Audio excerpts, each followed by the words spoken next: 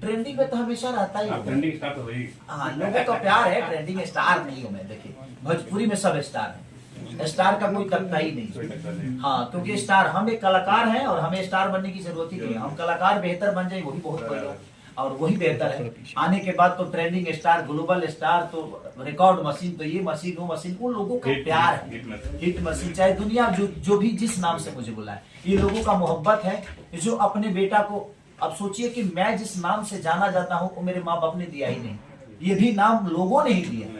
तो मैं जिंदगी में कुछ भी अपना लेकर नहीं आया था, हर चीज ने लोग, हर वो चीज मुझे लोगों ने दिया, पब्लिक ने दिया, लोगों का आशीर्वाद, प्यार, मोहब्बत। आज संघर्ष जैसी 3-3, 4-4 करोड़ की फिल्में का हिस्सा बन रहा हूँ, तो मेरी 3 रुपए की औकात नहीं थी, और मैं आज 3.5 करोड़ 4 करोड़ की फिल्मों का हिस्सा बन रहा हूँ। और एक प्रोड्यूसर 4 करोड़ लगाने की क्षमता, 5 करोड़ 7 करोड़ लगाने की क्षमता खेसारी के ऊपर कर रहा है। तो